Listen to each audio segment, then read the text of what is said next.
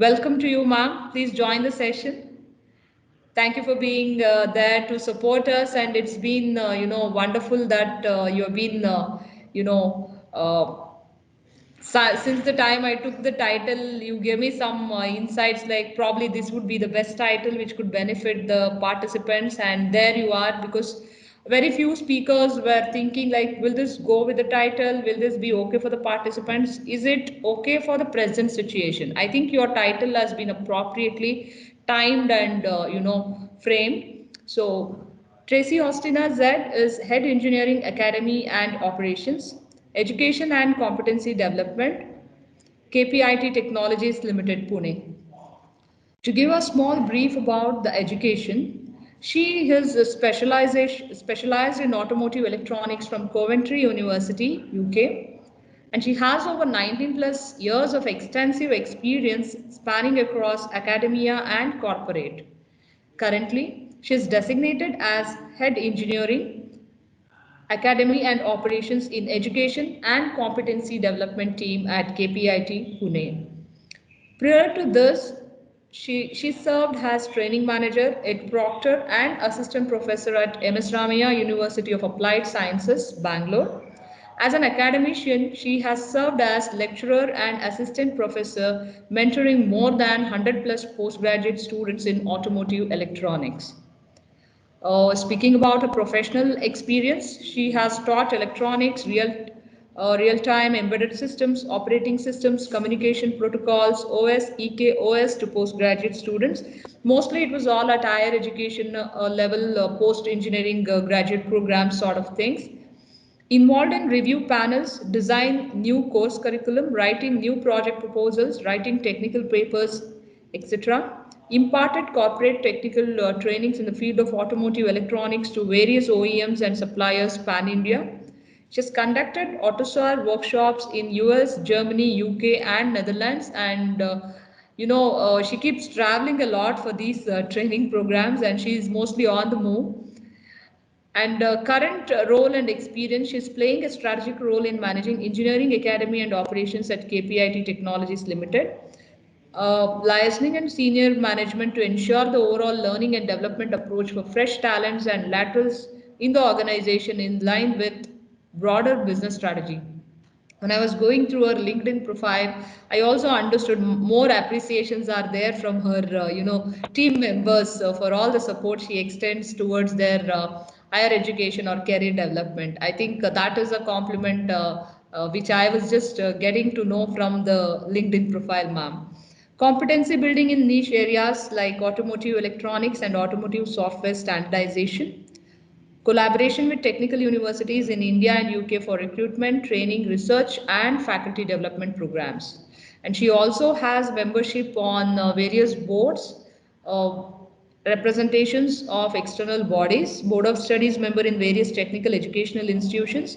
This is where she keeps saying that I would love to contribute back to the technical education, particularly active member of SAE India Western section, invited speaker at various technical conferences, registered visiting faculty member at ARAI Pune, adjunct faculty at KLE Tech University Hubli, course director at Coventry University. I think that was a small brief, and if you just look at what you're doing, it still goes on. So, with this note, we welcome you to the session, and the session is open for you, ma'am. Thank you, Dr. Jiva. Very good afternoon, everyone.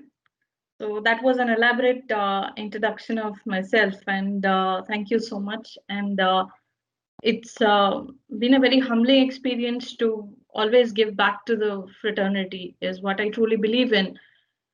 So talking about the today's topic that I've chosen is skill development post-pandemic era. So what are all the various implications in terms of technology and business is what I have proposed.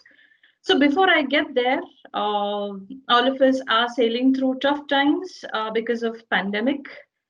So the positive side of that, if you see, because of pandemic, all of us are able to, be connected online. So when the participant list was shared with me, it was running close to 197 pan India, And I think all thanks to this current situation wherein it has brought us all together on a common platform. So that's the positive side of the current situation, I must say this. And apart from that, all of you have come from different states of Pan India. And if not for this situation, then probably many of you would have dropped off this FDP, because of the travel. You would have had some restrictions back home, and you wouldn't have been able to attend this 4-day long FDP, traveling all the way to Bangalore and attend this, right? So that's the positive side of this entire situation, I must say this. The second most important thing what I would want to bring on this forum is I have known Dr. Jiva right from 1980s, if I'm right. So we have been together. We have studied together. She's my classmate, although she looks a lot younger to me, and she's been doing a wonderful job. So Dr. Jiva has been inviting me for various events that she's been organizing, even in her other, when she was with other employers as well. But I think this is the very first time I'm able to honor her invite. Again, thanks to the situation, because whenever she's been extending her invite to be part of any of the events that she's been organizing, I've always been telling her, Jiva, I'm busy, I'm traveling. So I was always on the move. And this is the time when I'm caught up in one place. And I was able to honor her invite. So thank you, Jiva, for your invite. And I'm happy to be here. So Thanks. let's get on to the topic. Yeah. So let me share my screen.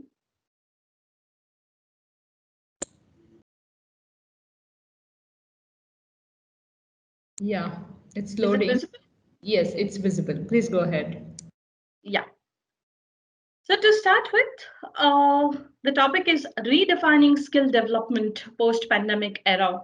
So I know that most of you come from the academic background, some of you are from industry, and some of you are from the government sector as well. So I'll try to cover the larger audience here. So how are we going to redefine the skill development post the pandemic era, and what are the various implications of it?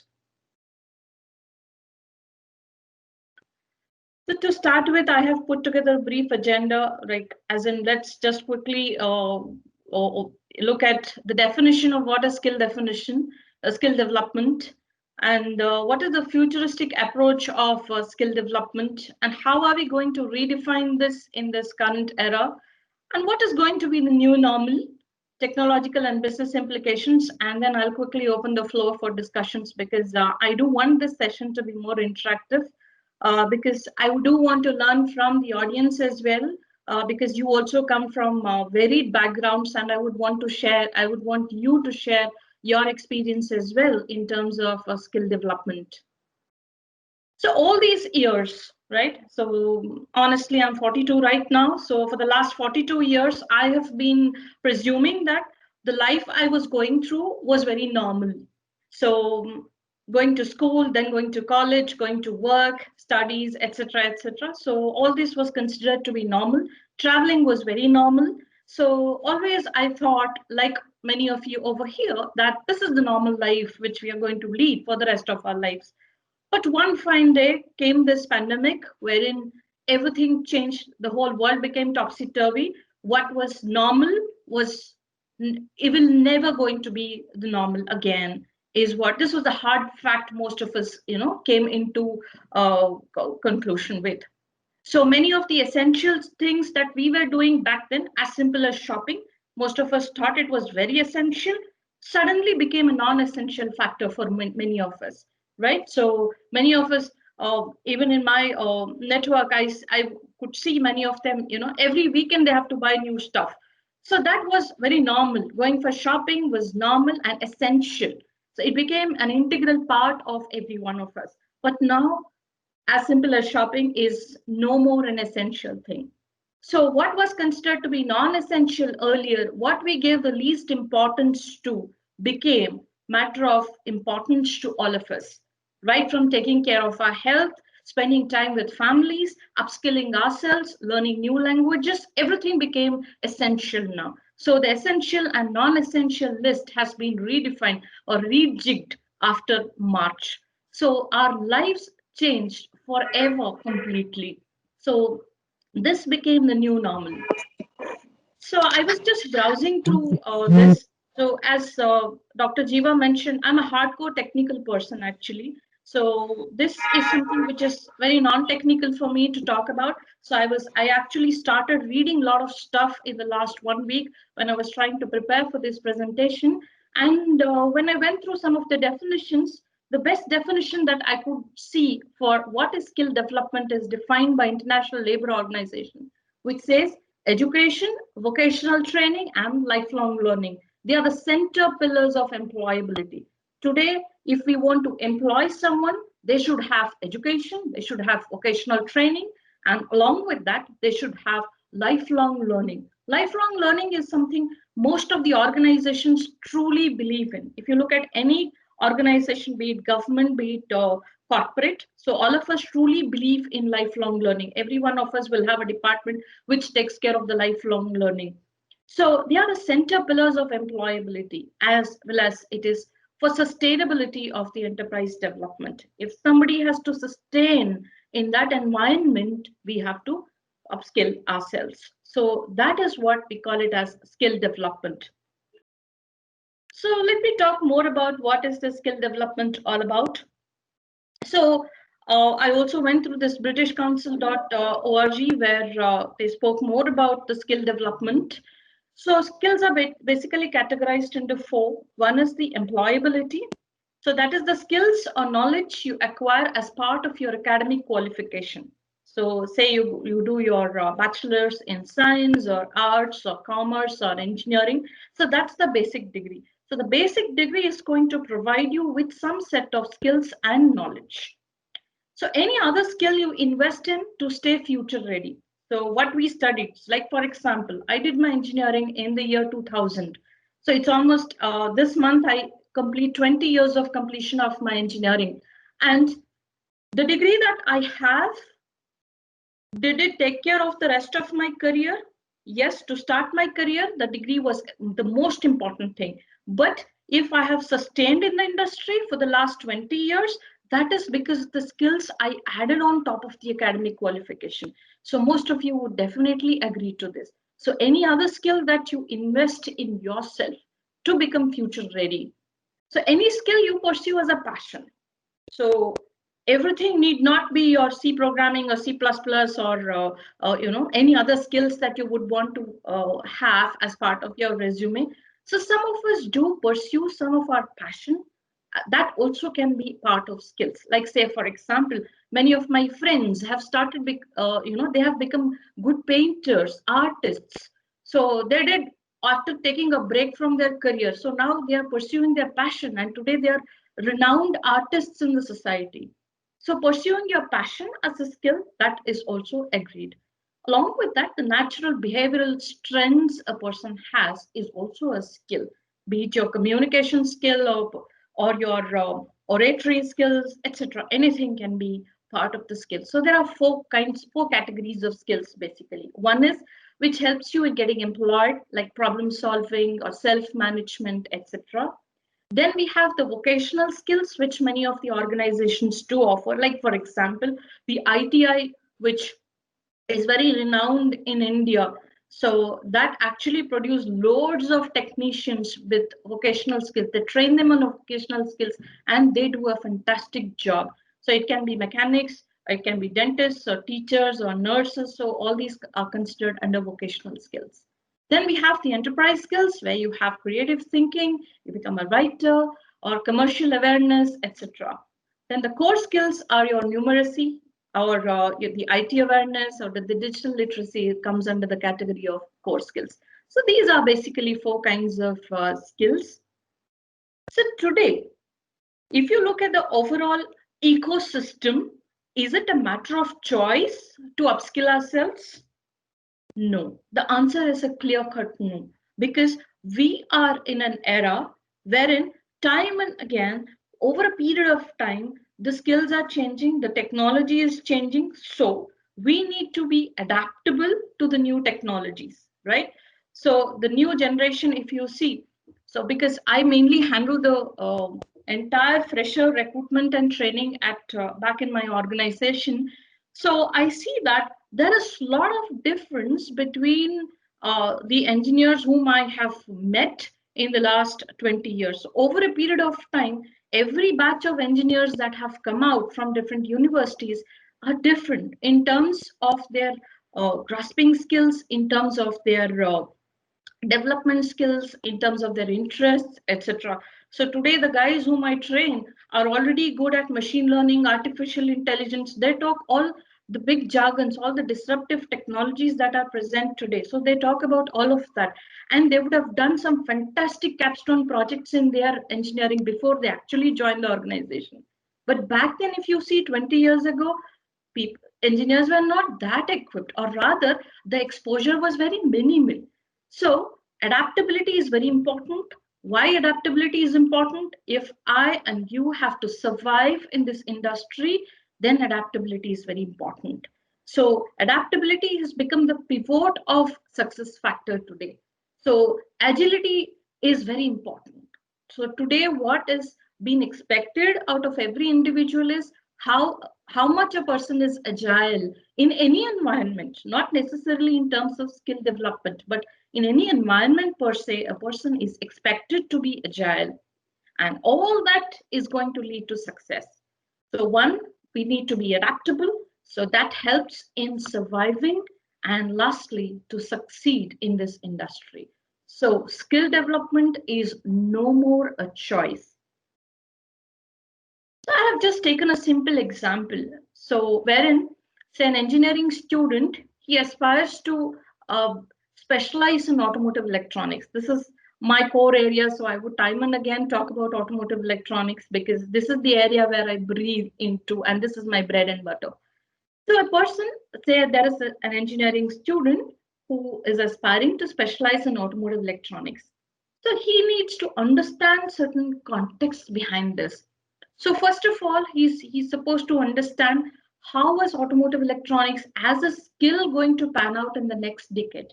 Today, if I'm investing in any learning any new skill or a technology, then how is it going to pan out in the next decade? Say, for example, most of us during our days, so they invested in C programming. Some of them actually invested in Java. So many of them actually spent a lot of years in learning Java back then. I'm talking about 20 years ago. So they started with Java 1. So today they all are doing extremely well because there was a future for it, right? So the next 10 years, how it's going to pan out. So today, if you talk about automotive electronics, yes, next 10 years, definitely there's going to be life because everything is going to be electronics and software based. So hence, definitely a person is going to have good career in that. So apart from the degree that a person earns, so what are the other sub skills that are relevant to make his or her career successful? And how the organization is going to look at that role, and what are the demands the organization is going to have from an automotive electronics engineer. So all these answers are definitely going to be the stepping stone in the career of an individual. This is just an example that I took of automotive electronics. This applies to marketing, HR, any domain that you take. So this is definitely going to apply, wherein a person has to really have a futuristic approach when it comes to skill development. So this is quite normal. So what we spoke till now is very normal before pandemic, after pandemic, this is going to be the normal. So what is the new normal now? How things have changed over a period of time. That is starting March, when we were, there was this bolt which struck us in the month of March. Yes, from now onwards, things are going to be different, right? Skill development definitely will continue. But what is the new phase of it is what I'm going to touch upon now.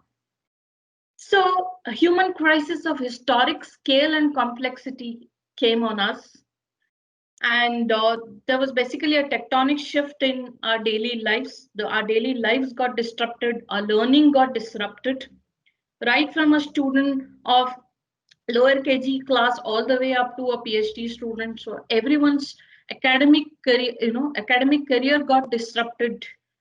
haphazardly. It became haphazard, I must say this. And there was unprecedented human toll, of course. And what it led to was a deep economic crisis. All of us went through this. We got affected in one way or the other. So it all came to a point of the career choices that many of us had made, because some of the careers didn't see the light of the day after March. So it all depends on what was the career choice that we made in the last, whatever 20, 30 years all of us have been working on because of the COVID-19 situation. Whatever I'm talking about applies to the globe, right? You have been reading, and it's been bombarded into your ears time and again, whether you like it or not. The world is going through a very tough phase. So what happened because of all this is severe impact on the economy. So this severe impact of the economy actually percolated into our lives in different ways. Many of them lost jobs. Many of them were under a salary cut. So most of the organizations went leaner. So they started following a lean model in many of the organizations. The reason being, a single person was expected to do multiple tasks because they trimmed down the organizations, right? So many of the organization actually cut jobs, left, right, and center. They cut jobs. So when they cut jobs, what happens? A single person is expected to play multiple roles. So who is that one single person who will be able to play this multiple role? A guy who can quickly upskill himself in terms of technology, in terms of domain, in terms of skills, in terms of process, in terms of the professional skills or the soft skills that we say. So there's a lot of emphasis that is given on the soft skills as well. How good you communicate, how well you carry yourself, how well you write your emails, how well you speak over a telephone. All these things do matter a lot. So basically, this whole skill stuff falls under different buckets, wherein we call it as technology, or it can be domain, it can be professional skills, and the process. So every organization definitely follows a particular process. So these are four different buckets under which the skills can actually fall into. So how well I can pick up the technology, how well I can pick up the domain, how well I can pick up the professional skills and the process of the organization. So this one person had to play multiple roles, from a single day. So how well this person can, quickly upskill himself was important. So the business model actually changed in many of the organizations, and probably that is going to become new normal. If you look at different surveys, so last week I had this opportunity to go through different surveys conducted by Gartner, McKinsey, etc., etc. So most of them have actually come up with the fact that the new normal is going to continue. Most of them would work from home. Most of them would continue with the leaner models, etc., etc. So the 4 R's, I went through a paper. So it actually emphasized on 4 R's. That is post-pandemic. One is reacting to the situation, the current situation, realizing that, okay, what are we going to do from here? Reflecting on oneself. So this period actually helped most of us to do an introspection, as in, where am I in terms of my career, and how is that I'm going to upskill myself, and where is that I'm going to go from here. So most of us did this introspection during the pandemic time. So especially now that most of the offices have opened, so few months we all were locked up, so we were under the lockdown condition. That actually helped many of us. So not going by any of the survey, only within my own network, I can vouch that even the audience here got an opportunity to self-reflect on building the skills. So most of us actually got ourselves certified in different programming languages, or different languages, or different skills, etc. And reshape. So there is always a silver lining, right? So we need to reshape ourselves. So these are the 4 R's which is going to take this current situation under control. Reacting to the situation, realizing many of the things, reflect and reshape ourselves. Yes, we have not lost everything. There is a silver lining, beautiful silver lining, in fact. So, one is there are a lot of challenges and opportunities which the COVID situation has actually brought into. So, if you look at the manufacturing sector alone, so many of the OEMs, that's the original equipment manufacturers, so they are leaning towards Southeast Asian countries such as India. So many of them are actually looking at India as a new destination to start their manufacturing plants. So I just read that Fiat Chrysler is starting a huge technical center in Hyderabad. This morning, I just happened to read this news on LinkedIn. So that is one of it. So if you browse through the internet, you will know that most of them are actually looking at India or any Southeast Asian country as their new destination. So what does that mean to us? That means there are going to be more jobs. So our economy is going to improve. So for which the gaps in terms of the skills need to be filled. So businesses are working towards realigning their strategies. So most of the organizations are realigning their strategies. What worked well for the last, maybe about 50, 60 years may not work now. So what is that delta change an organization has to bring in is what many of the organizations are looking at. So they are realigning their strategies to meet the demands of the changing landscape of the industry. This is the beautiful silver lining what most of us can actually look at, which the pandemic situation has brought us into. Yes, in order now that the many of the manufacturing organizations are looking towards India, we need to actually address a lot of skill gaps. So as I told you, the leaner business model, upskilling and reskilling of the current employees are going to work well. So even the organization that I work in, so we are mainly focusing on the competency building within the organization. So as most We of you have know that the recruitments were frozen during the pandemic. So if the Tracy, sorry to recruitments, interrupt. We yes, have 30 minutes. I just wanted to give you a reminder. 10 minutes, 30 minutes.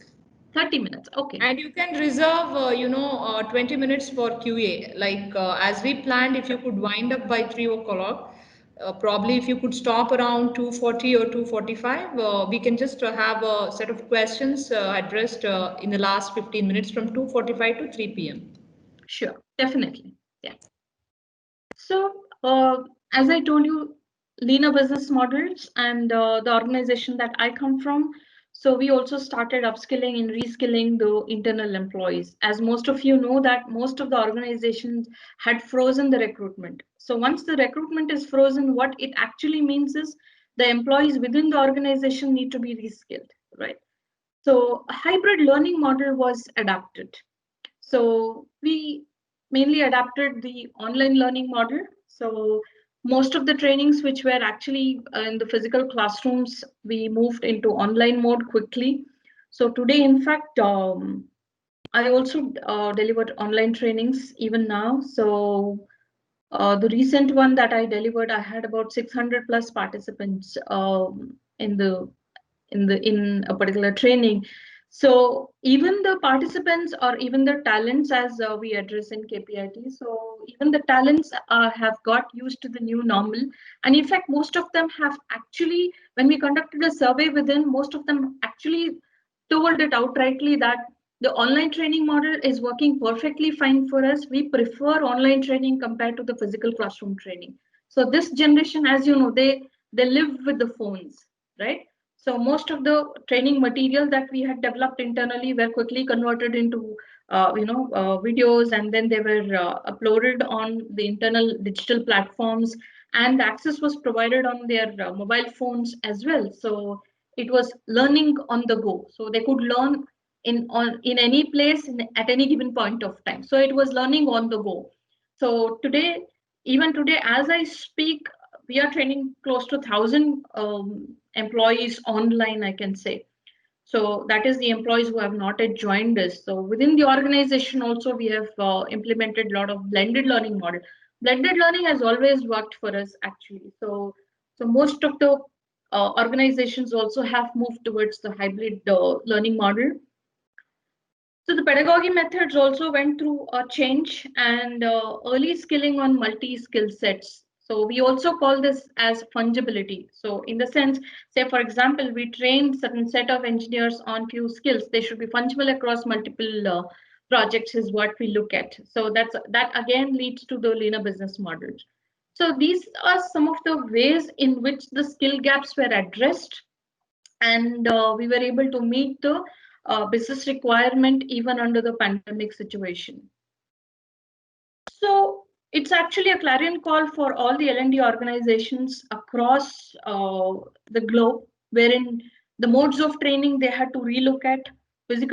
Classroom training had to be replaced with live online learning platforms, and the employees also are embracing this wholeheartedly, and the new norm has arrived, that's the online mode of learning. So I'm pretty sure the audience also would have done a lot of certifications during the pandemic, and that's going to be the new norm.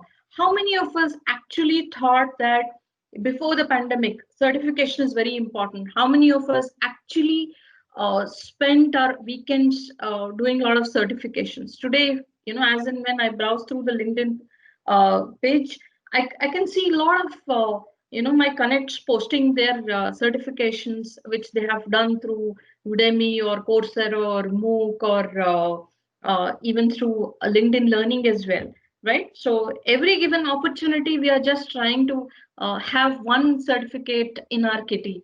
So that has become the new norm. So I just wanted to share some of the narratives of competency development from the real world. So as Dr. Jiva was talking about, I come from the academic background, so I'm a born teacher. So in fact, I tell my parents that training is in my name. So the first three letters TRA and the training, they match. So training is my passion. So I've been a trainer myself for the last 19 years and would love to do for the rest of my life, of course. So I've trained many nationalities, in fact, and some of the trainings I have done in physical classroom mode, and most of them I have done it in virtual mode also. Back then we used to use WebEx.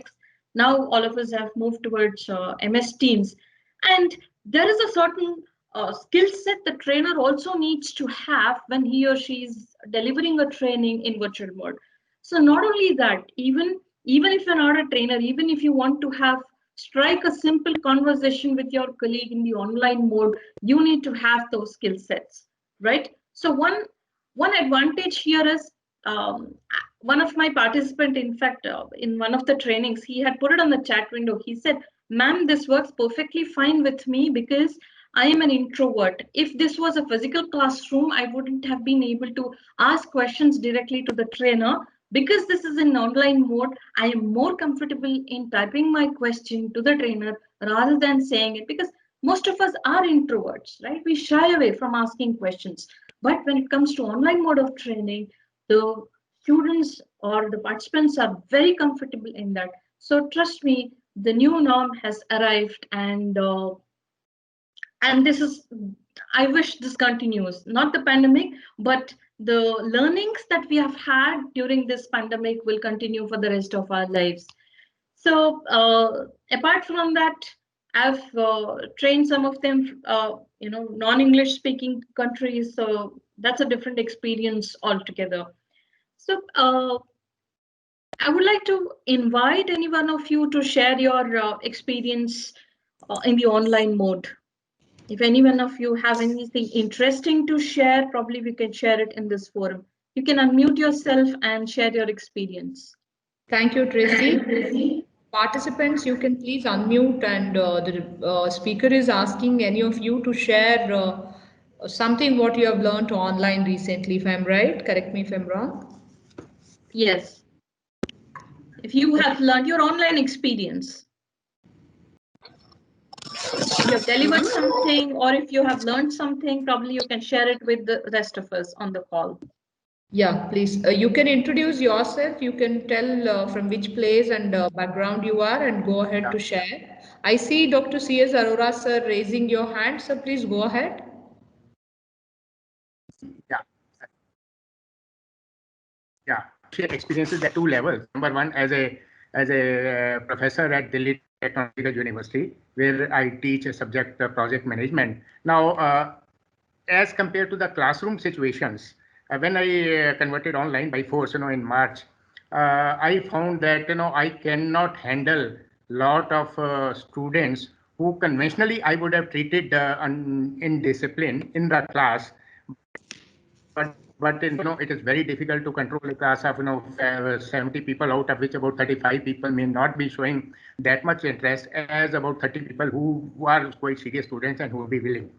So that is number one. So I found as a limitation of online classes. I took the classes through Zoom. That is number one. Number two, my earlier experience as a accreditation member, as an assessor for ITIs, appointed by NCVT, Government of India, for assessment of ITIs. Now, I found that the level of skills of even the faculty and the heads of the ITIs is so low that I could not grant accreditation. I could not recommend granting accreditation to more than three ITIs out of 10 which did inspected. Now I wonder, if we are converting ourselves into a virtual mode, when they can't even perform in physical mode, how is it in virtual mode if the online training for vocational skills like welding, plumbing, etc., is to be imparted online? I like distinct response to situations. Thank you. Was I audible? Yes, Yes, you are Professor. audible, and Yeah, that was yeah. really So nice of I you I sharing would that. like the responses to each of these two different situations. Thank you. Wonderful, Professor. Thank you for sharing your experience and bringing out the limitations of online training. That's wonderful.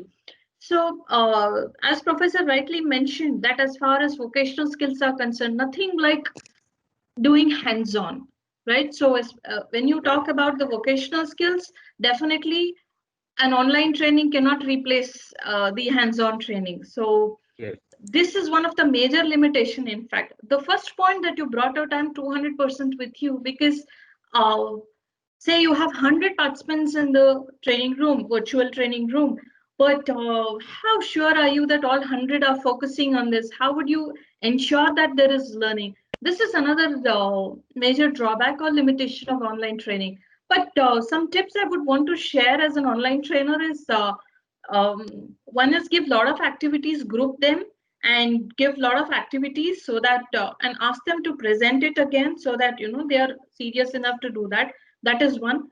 Two is, before we actually start the training, the context setting has to be very clear, which clearly you should call out that the learning onus lies completely on the student, because slowly there is a shift is what I'm seeing. Initially the teacher or the trainer used to take the responsibility of teaching the students, but now slowly there is a shift wherein the part of the onus of learning lies completely with the student as well. So this has to be clearly called out, else the teacher cannot have a control of hundreds of students online, right? So the onus lies on the student.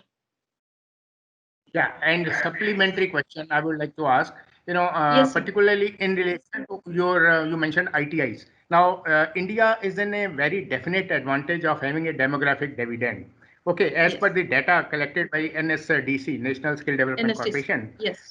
we have only 5% or so, even less than 5% of the skilled people, I mean, less than 5% of labor force who are actually given formal skills, okay, through ITs or through other NSDC agencies, etc. So if we have less than 5% trained at a nation level compared to say South Korea, who is given 96% of the people are trained, or Japan more than 50% are trained.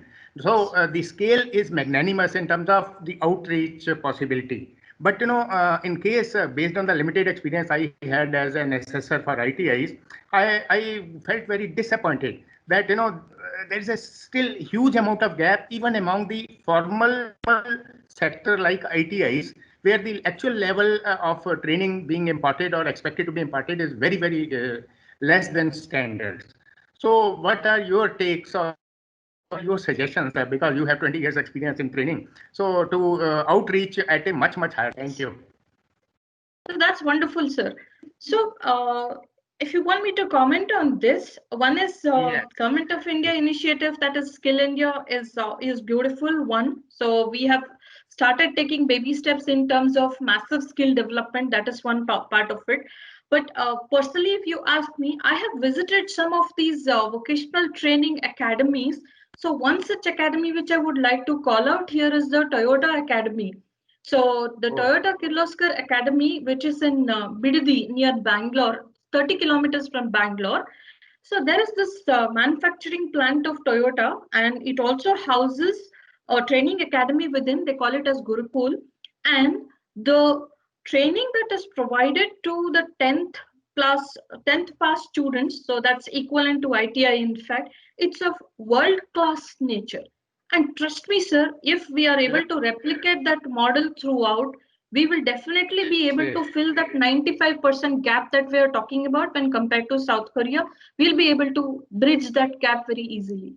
Great. Good initiative, but it has to be scaled up very fast. Yes, definitely. That is something which actually, I saw that about 7 years ago, and it is still fresh in my heart. So you can actually, people on the call, you can actually look for the videos that they have uploaded online on YouTube. So please do visit those videos and try and understand how this Gurukul works. It's a beautiful concept which needs to be scaled up by the other organizations as well. Even Maruti has its own academy. Mahindra also has started one. So similarly, if we are able to do it in different pockets, even Tata Power has its own academy for vocational skill building. So many of these OEMs have already started, but it definitely needs to be scaled up, as the professor rightly mentioned. Thank you very much. Yeah, thank you. I think I do have one question which I would like to take up. Shashwati, are you there? Would you want to ask yourself, or you want me to read on your behalf, Shashwati? Yes, ma'am, you can only ask. Okay, thank you, Shashwati. This is on behalf of Shashwati BS, Assistant Professor, Department of Management Studies, Adi Chunchanagiri University. My question is, do you agree that changing curriculum by inculcating skill development as a part will contribute for effective learning? And to what extent we should have this in the curriculum? That's a fantastic question, Shashwati. So, if you ask me, the entire classroom should be converted into a lab. This is what I truly believe in, and I practice that. In fact, I promote that even in my engineering academy that I lead back in KPIT. That let's do only 5% of theory and let's convert the 95% of the portion into hands-on, because the more you do, the more you learn. Because theory, especially in the online mode, I don't think it is going to stay there for a longer time, because the concentration level is also very minimal. Hence, converting into hands-on mode is the best way of teaching and learning as well. I hope I've answered your question. Yeah, I think it has been answered. Shashwati, would you respond? Yes, ma'am. Thank you, ma'am. If it's management, let there be more role plays, let there be more activities, let there be more classroom, kind of activities, Yes, or even in yeah. online, you can plan for those activities, presentations. Yes, So let them do more of research, let them go back and read. The more they read and browse through the literature, they can come back with more ideas of their own and they can present it as well. You have to actually trigger their creative mind. Thank you, ma'am. This Madhukar this side from Bhopal, ma'am. Just day before yesterday, I think we were discussing about the gamification of the Yes. study. So that can be done in management as such, and in many of the streams, it can be done. Yes, sir. You're absolutely right.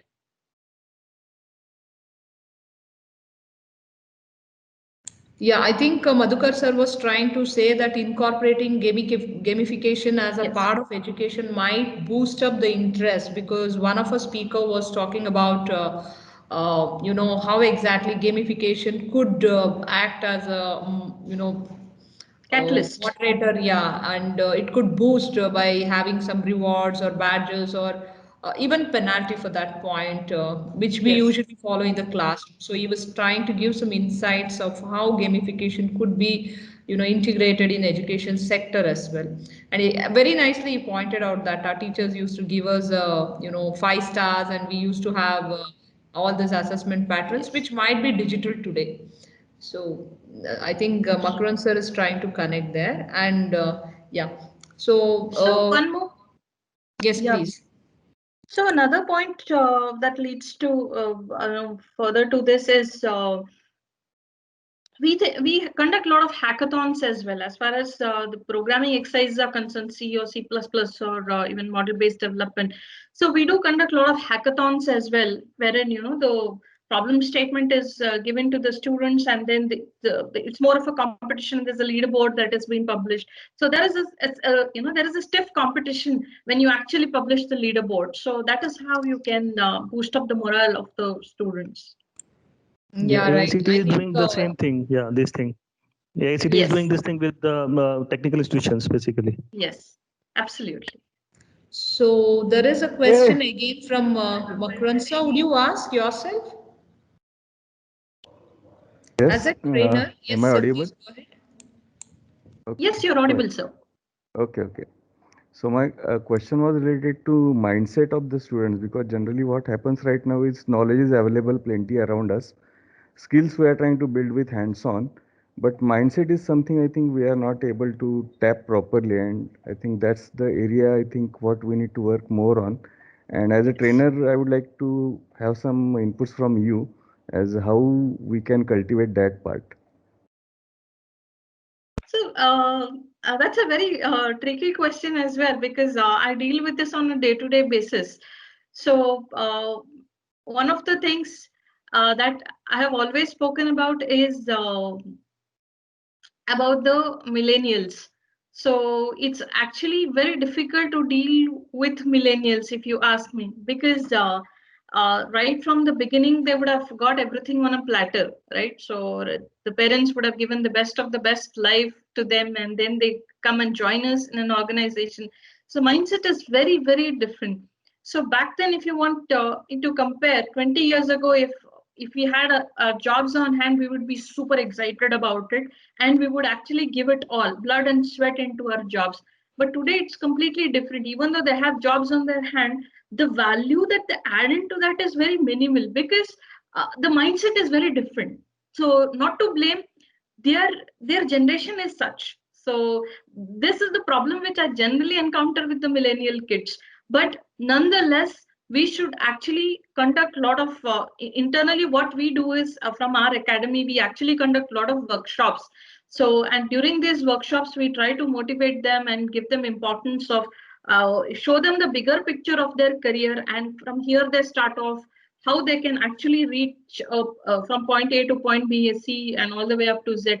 How they can actually climb up the career ladder, and while they are climbing up, what are the various skills that are essential to them.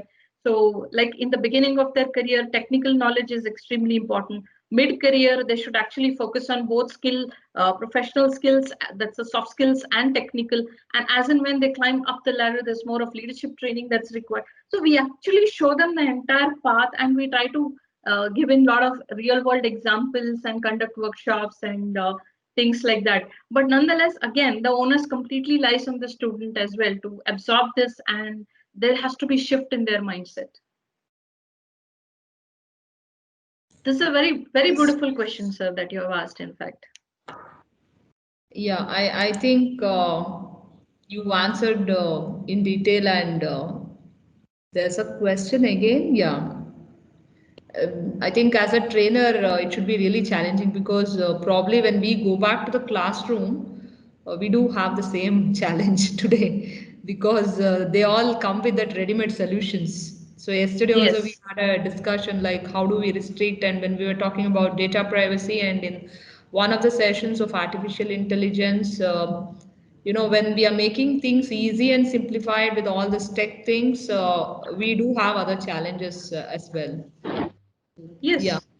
In fact, you will not be surprised if I had read somewhere if in the performance appraisal in an organization, if it goes low, don't be surprised if they get their parents and ask why my son's or daughter's performance appraisal didn't go well. So it's quite possible because that's the generation we are dealing with. Okay, yeah, probably. Okay, thank you. So we have last 7 minutes to conclude, Tracy. So you can go ahead and. Yeah. Wonderful, wonderful.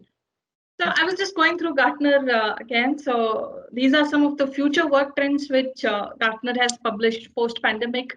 So there is going to be increased remote working. So that most of us are about, we vouch for this. And we have started getting used to it as well. So, and expanded data collection.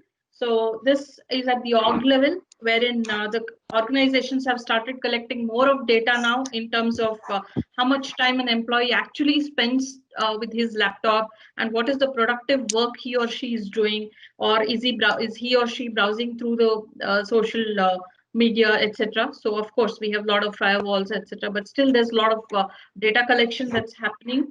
And employer role has also increased to a larger extent as a social safety net. And now there is a very clear-cut demarcation between the critical skills and the roles, and dehumanization of employees. So they're trying to, automate most of the processes as much as possible. And the organization is going to become more and more complex, as I told you, because one person is supposed to handle multiple roles. So if you ask me, currently I wear 3 hats in the organization, 3 critical hats. So that is because of the pandemic again. So, right. So the organization is becoming leaner, but the skill sets a person has to develop is enormous in order to sustain that job. So I go back to my slide which says adapt, survive, and succeed.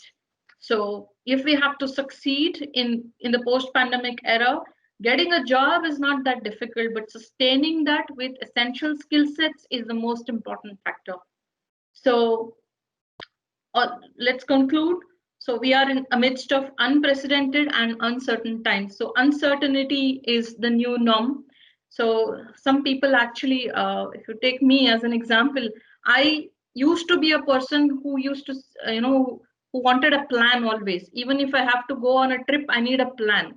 Without an itinerary, I can't step out of my house. I have that OCD.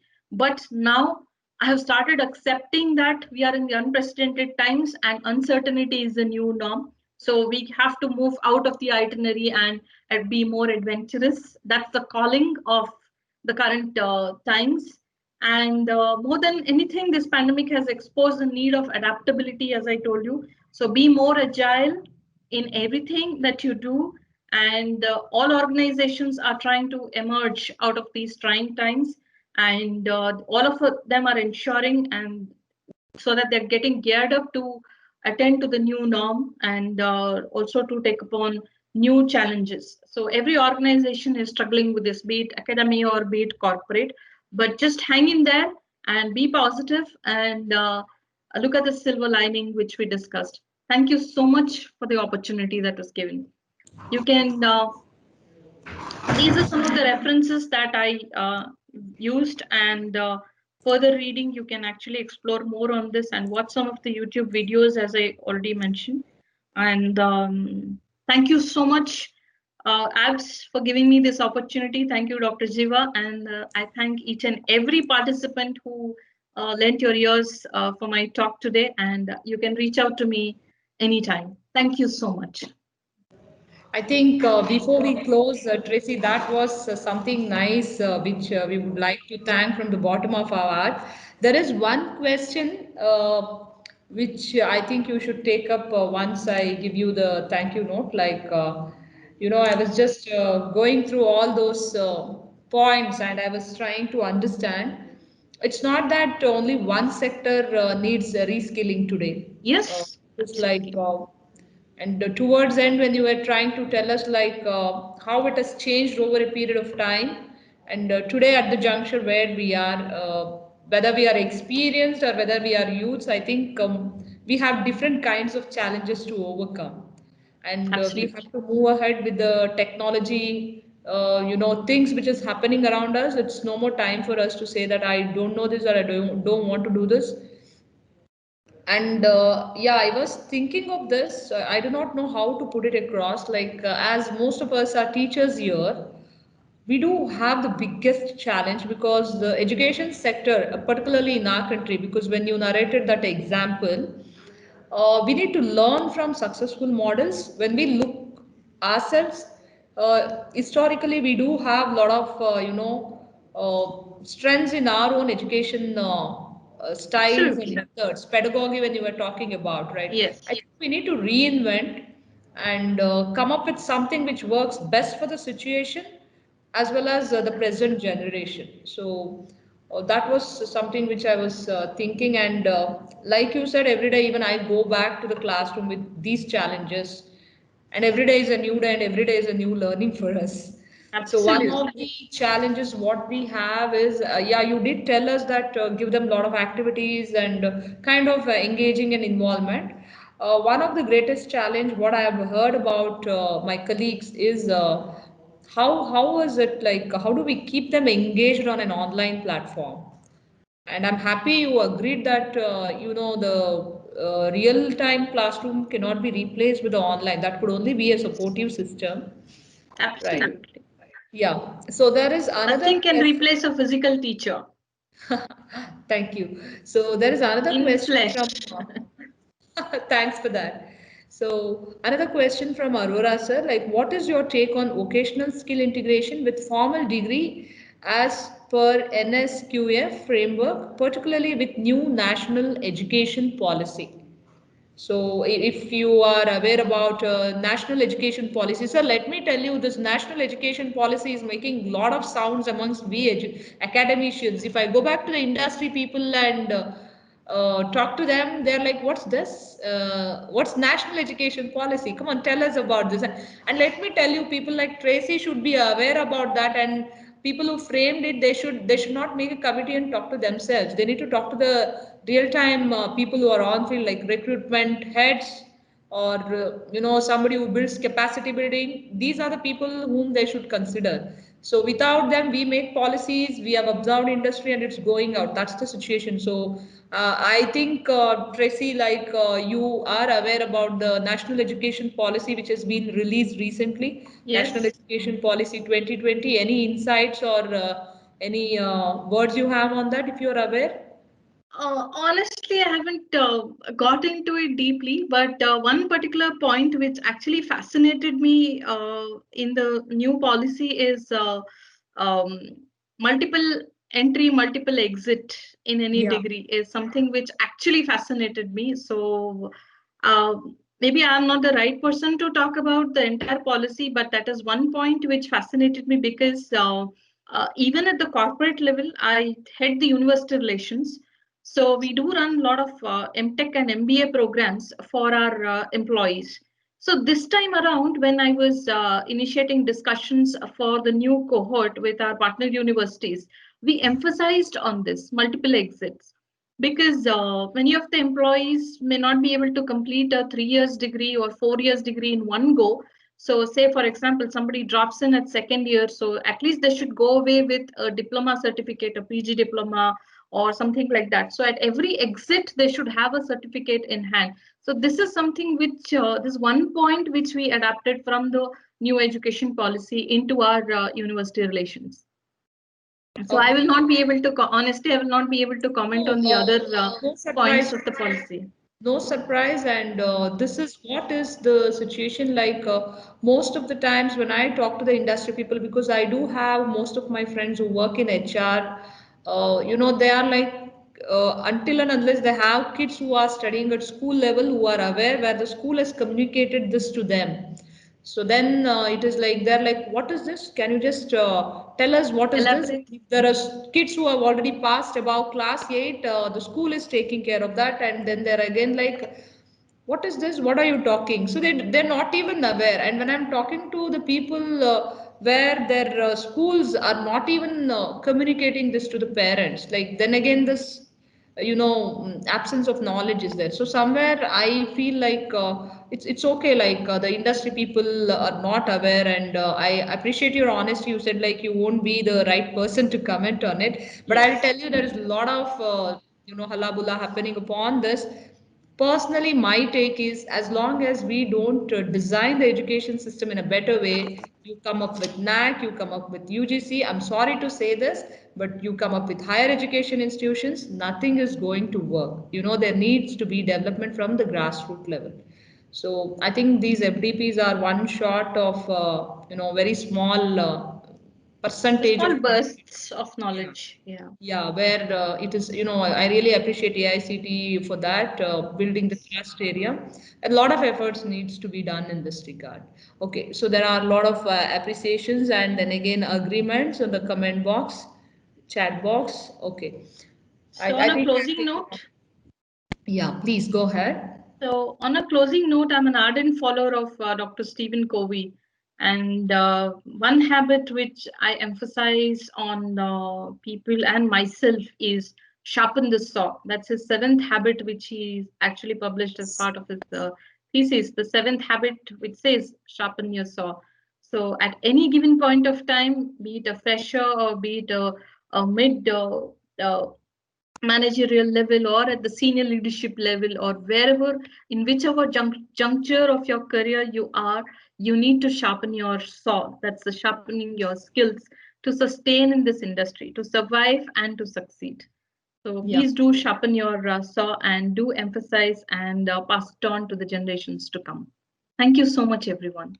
Yeah, thanks once again, Tracy, for considering our request and enlightening the session with all the thoughts and experience which you have been dealing for many. I think at least it should be 2 decades where you're experienced now. So that was something very insightful for us, and I thank all the participants. With this, we close this session.